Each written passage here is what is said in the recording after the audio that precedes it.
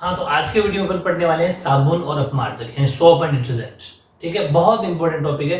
Competitive exam level तक का मैं कवर कराऊंगा, क्योंकि आगे अगर कॉम्पिटिटिव एग्जाम की बात करूं उनमें भी इनसे क्वेश्चन पक्का आता है और आपके भी इसका क्वेश्चन 100% आता है। ठीक है, आपको इसमें ध्यान क्या रखना है, मैं कुछ बेसिक बता दूं कि साबुन है, एक अपमार्जक है यानी डिटर्जेंट है।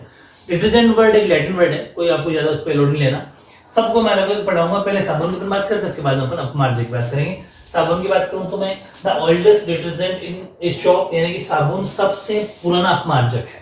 ठीक है, अभी बात करूंगा मैं आगे अपमार्जक क्या होता है, डिटर्जेंट क्या होता है, नेक्स्ट बात करेंगे अपन। पहले अपन साबुन से रिलेटेड जितने क्वेश्चन बन सकते हैं आपके वो कर लेता हूं, सब कुछ। यहाँ बहुत सारे क्वेश्चन बनेंगे, इसलिए ध्यान से पढ़ते रहना। पहली बात ये कि these are sodium and potassium salts of fatty acids with long carbon chain C12 to C18।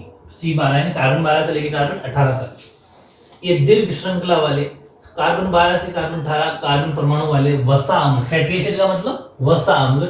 जैसे कि एक दो एग्जांपल ला देना, स्टेरिक है ना, पल्मिटिक है या फिर पाल्मिटिक है या फिर ओलिक एसिड है। दो तीन एग्जांपल अगर आपने याद कर लिए तो बहुत बेटर होंगे। ठीक है, इन सब के ये क्या है, कार्बन की C12 से 18 तक के कार्बन अम्लों की एक सीरीज है। ठीक है, एक श्रृंखला है। दूसरी बात, these are made by heating oil और fats with sodium hydroxide। अब ये यहां से एक क्वेश्चन बनता है, ये वेरी इंपॉर्टेंट क्वेश्चन है आपका, और ये आपके क्वेश्चन बुक के पीछे भी दे रखे हैं और वैसे भी बहुत इंपॉर्टेंट क्वेश्चन आपके लिए है। क्या कि साबुनीकरण किसे कहते हैं, या फिर साबुनीकरण जो प्रक्रिया वो किसे कहते हैं, है ना, यानी कि स्पोनिफिकेशन। इसका मतलब क्या हो जाएगा, these are made by heating oil या फिर fats with sodium hydroxide और potassium hydroxide। This reaction is called sponification। यानी कि ये वसा अम्लों की सोडियम हाइड्रोक्साइड या फिर पोटेशियम हाइड्रोक्साइड के जो जलीय विलीन होता है, ठीक है, जो उनका जलीय विलीन होता है उनके साथ गर्म करके, यानी कि हीटिंग ऑयल और फैट्स उनके साथ गर्म करके बनाए जाते हैं, और ये ही क्रिया क्या कहलाती है, साबुनीकरण कहलाती है। एक चीज का ध्यान रखना, सोडियम हाइड्रोक्साइड और पोटेशियम हाइड्रोक्साइड के दोनों को मिक्स करके गर्म करना है। कहने का मतलब समझ में आ गई, बस वो लिक्विड फॉर्म में होना चाहिए, जलीय विलीन होना चाहिए। ठीक है, उसे पानी मिला देंगे, उसको समझ के साबुनीकरण बन जाएगा। फिर है soap obtained in this reaction separates out on mixing sodium chloride. Very important, sodium chloride का मतलब है NaCl, जो अपन ने पढ़ा था, नॉर्मल जो सॉल्ट होता है वो खाने योग्य नमक। यानी इसका मतलब ये हुआ कि इस क्रिया में जो साबुन हमें मिलेगा भाई, जैसे इस पूरी प्रोसेस में स्पोनिफिकेशन में जो हमें साबुन मिली उसको अपन अलग कैसे करेंगे, तो नमक से, NaCl का जो लवण होगा, सॉल्ट होगा, यानी कि इस क्रिया में प्राप्त साबुन सोडियम क्लोराइड मिलाने से अलग हो जाता है। सोडियम क्लोराइड मिला देंगे तो साबुन बिल्कुल अलग बन के बाहर हो जाएगा, रेडी हो जाएगा। यहां तक मामला एक दो क्वेश्चन बनने का है। एक तो यहां से साबुनीकरण कैसे कहते हैं, एग्जाम में ये आता है। ठीक है, और एक दो क्वेश्चन फिर यहां से आता है। ये बीच वाली प्रोसेस ज्यादा इंपॉर्टेंट नहीं है, बट ये ज्यादा इंपॉर्टेंट है कि क्वेश्चन आएगा साबुनीकरण कैसे कहते हैं, स्पोनिफिकेशन क्या है, व्हाट इज स्पोनिफिकेशन। ठीक है, इसके बाद में यहां से कुछ क्वेश्चन आएंगे, वेरी इंपॉर्टेंट है कि पोटेशियम जो होता है वो साबुन अधिक मृदु होते हैं। मतलब जो पोटेशियम वाले साबुन होते हैं वो अधिक मृदु का मतलब ज्यादा झाग देते हैं, क्योंकि इन्हें, और इन्हें वैसे तभी आप देखे होंगे इन्हें शेविंग, शैम्पू आदि बनाने में, शेविंग या फिर शैम्पू बनाने में काम में लिया जाता है। इसका पोटेशियम साबुन को समझ लो, यानी कि potassium soaps are more soft, they are used in making shaving soap. इसके बाद में एक आपने देखे होंगे साबुन होते हैं जिनके अपन आर पार देख सकते हैं, ऐसे साबुन होते हैं जो ग्लिसरीन से बनाए जाते हैं। ठीक है, यानी कि जिन्हें अपन बोलते हैं आर पार देखने वालों को अपन हिंदी में क्या कहते हैं, पारदर्शी। ठीक है, यानी ट्रांसपेरेंट। पारदर्शी साबुन बनाने के लिए ग्लिसरीन का प्रयोग किया जाता है, यानी कि glycerine is used for making transparent soap. ठीक है, ये भी वेरी इंपॉर्टेंट है। मतलब यहां से सीधे सीधे क्वेश्चन आएंगे, यहां से आ सकता है, यहां से आ सकता है और यहां से। तो नीचे वाले तीनों पॉइंट है जो मैंने एरो बनाए, आपके भी एरो बना देता हूं। ठीक है, यहां से सीधे सीधे क्वेश्चन आएंगे कि पारदर्शी साबुन किससे बनाए जाते हैं, आप देखो ग्लिसरीन से बनाए जाते हैं, या फिर ग्लिसरीन वाले साबुन कौन से साबुन होते हैं, पारदर्शी साबुन होते हैं। ठीक है, फिर है soap perform cleaning action in soft water but cannot perform it in hard water. यानी कि जो साबुन होता है वो कठोर जल के साथ, यानी साबुन मृदु जल में सफाई का कार्य करता है, परंतु कठोर, मृदु का मतलब यहाँ पर क्या है, मृदु का मतलब सॉफ्ट है, मृदु जल में सफाई का कार्य करता है बट कठोर जल में कार्य नहीं करता।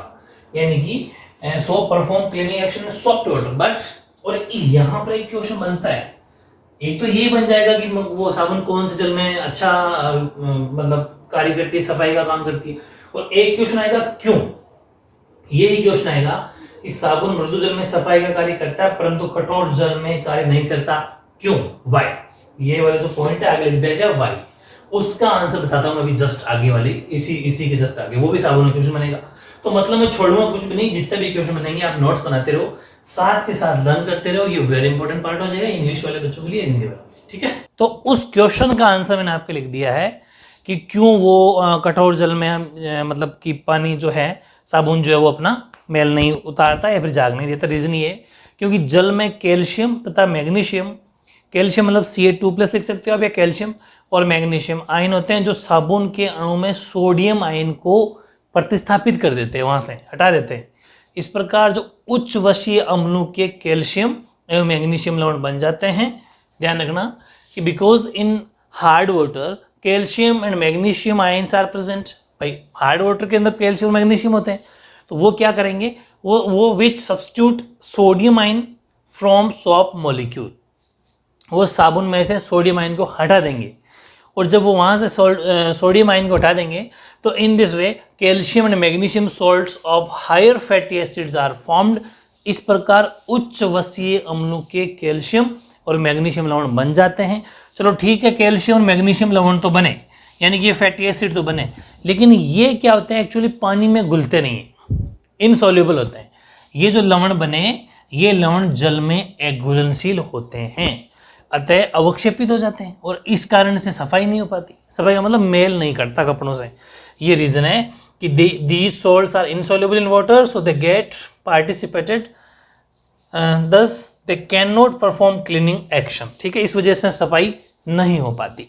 अब क्या करें फिर, अभी हार्ड वाटर है, कोई कुछ इलाकों के अंदर खारा पानी है। हार्ड वाटर का मतलब ऐसा मानो खारा पानी, एक होता है मीठा पानी, एक होता है खारा पानी, दो पानी होते हैं। खारे पानी में ये साबुन जब झाग नहीं देती, इसका मतलब खारे पानी को कठोर जल यानी कि उसको बोलते हैं अपन हार्ड वाटर। ठीक है, अब वो झाग नहीं देगी तो मेल नहीं करता कपड़ों से। तो ये थोड़ी कि उस पूरे इलाके का पानी चेंज कर दोगे, आप पानी तो चेंज कर नहीं सकते। फिर क्या करें, फिर उस टाइम पर उस साबुन में डिटर्जेंट मिलाया जाता है, मतलब अपमार्जक मिलाया जाता है। ठीक है, तभी सर्फ वगैरह होता है ना, उस नॉर्मल लैंग्वेज में बोलते हैं, वो सही रहता है। यानी कि क्योंकि उसमें डिटर्जेंट होता है, इस समस्या के समाधान के लिए अपमार्जकों का प्रयोग किया जाता है। To solve this problem detergents are used. अब मेरी बात सुनो, एग्जाम में क्वेश्चन आएगा कि भाई हार्ड वाटर यानी कठोर जल के जल मेल नहीं काटता या फिर मृदु जल के साथ झाग ज़्यादा मिल देता है, मतलब तो उस पूरे क्वेश्चन का जो मैंने अभी लिखवा दिया आपको, यहाँ पिछले 10 पीछे वाला यहाँ का जो क्वेश्चन था उसका ये पूरा आंसर हो जाएगा। और दूसरी बात, अगर आपसे समाधान पूछे, कभी कभी इतना सा भी पूछ लेता है, ये लास्ट वाला लाइन कि हार्ड वाटर जो होता है, मतलब जो कठोर जल होता है, वो मृदु जल यानी कि उससे अलग होता है। ठीक है, तभी वो झाग नहीं देता या फिर मेल नहीं देता। उसका उस समस्या का समाधान क्या है, उस प्रॉब्लम को कैसे सॉल्व किया जाए, तो आप कहते हैं ना डिटर्जेंट। एक फिलअप की तरह 1 मार्क्स में क्वेश्चन आएगा कि अपमार्जकों का प्रयोग करके इस समस्या को खत्म किया जा सकता है। ठीक है, तो अब आप समझ गए होंगे अब नेक्स्ट टॉपिक कौन सा होगा, अपमार्जक यानी कि डिटर्जेंट। ठीक है, तो अब आप हेडिंग लगाओ अपमार्जक यानी डिटर्जेंट्स। इसमें जितने भी क्वेश्चन बनाएंगे मैं आपको लिखवा देता हूँ सारे।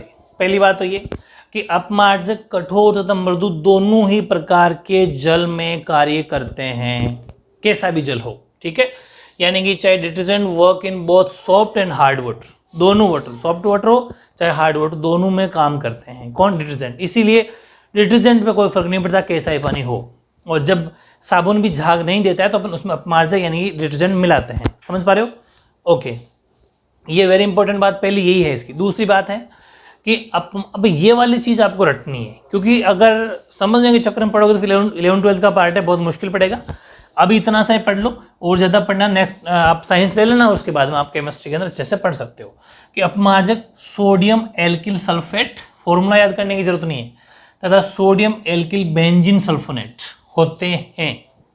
अपमार्जक जो होते हैं डिटर्जेंट जो है are sodium alkyl sulphate and sodium alkyl benzene sulphonate होते हैं, याद करना है सीधा सीधा। ठीक है, तीसरा अब देखो मैं इसका यूज बताता हूँ। होता है क्या, यहाँ इन अपमार्जकों के सोडियम आयन यानी कि Na, कैल्शियम आयन यानी कि Ca या फिर मैग्नीशियम आयन Mg से प्रतिस्थापित होकर कैल्शियम या मैग्नीशियम सल्फोनेट बनाते हैं। मेरी बात फिर समझो कि वहां पर अपन ने पढ़ा था कि वो लवण बनाते हैं, कैल्शियम या मैग्नीशियम के लवण बनाते हैं, जबकि अपमार्जक में सल्फोनेट बनाते हैं। सेम वही लैंग्वेज है साबुन वाली, सोप वाली, लेकिन जहां पर अपन ने लवण यानी कि सोल्ट लिखा था वहां पर सल्फोनेट लिखा है। याद करने का टेक्निक बता रहा हूं, ठीक है। यानी कि हियर Na+ यानी कि sodium ions of these detergents get substituted by calcium and magnesium ions and from calcium and magnesium sulphonates, ठीक है। यानी कि ये सल्फोनेट बनाते हैं, ये सबसे बेहद इंपॉर्टेंट बात है, ठीक है। अब हुआ क्या, वो पानी के अंदर घुलते नहीं थे, जबकि ये सल्फोनेट अपने वहां लिखा था ये लवण जल में अघुलनशील होते हैं, ये लिखा था, लेकिन इसमें लिखना है ये सल्फोनेट जल में घुलनशील होते हैं। अघुलनशील नहीं, घुल इसका मतलब पानी में घुलते हैं, अतः साबुन की तरह अवक्षेपित नहीं होते, वो अवक्षेपित होते थे। ओके, इस प्रकार सफाई की क्रिया में कोई प्रॉब्लम या बाधा नहीं आती। यानी कि these sulphonates are soluble in water, insoluble नहीं है, सोल्यूबल है। So do not participate like soap, यानी कि साबुन की तरह अवक्षेपित बिल्कुल नहीं होते, और यही कारण है। So there is no obstacle in cleaning actions, ठीक है। यही क्वेश्चन आएगा कि साबुन जो है वो कठोर यानी कि कठोर जल के साथ झाग नहीं देता, झाग नहीं देना, मेल नहीं करना या सफाई का कार्य नहीं करना, क्लीनिंग, उस सारे वर्ड आ सकते हैं, कोई सा भी नहीं करता, जबकि अपमार्जक यानी कि डिटर्जेंट कर जाता है। रीजन लिखो तो उसका आंसर यही उसका रीजन है, ठीक है। तो ये था साबुन और अपमार्जक की थ्योरी। अब इनसे रिलेटेड जितना भी क्वेश्चन आंसर जो आपके पीछे दे रखे हैं बुक के, वो भी करवा देता हूँ, क्योंकि मिड से तो मैं आपको नोट्स बनवा रहा हूँ, ठीक है। अब ये कुछ क्वेश्चन है अपने जो मिसेल से छोड़ के साबुन और अपमार्जक दो को मैंने ले लिया, ठीक है, सोप एंड डिटर्जेंट।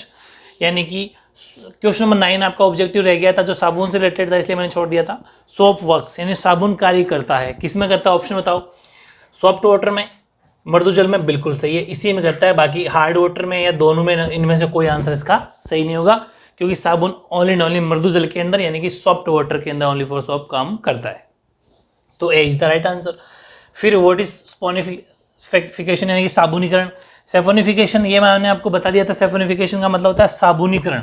तो साबुनीकरण किसे कहते हैं ये अपन ने पढ़ लिया था, ठीक है, आज की वीडियो में पढ़ा, ठीक है। तो सेफोनिफिकेशन की डेफिनेशन हो जाएगी। फिर है 22वां, what is the characteristics of detergents, यानी कि अपमार्जक की क्या क्या विशेषताएं होती है।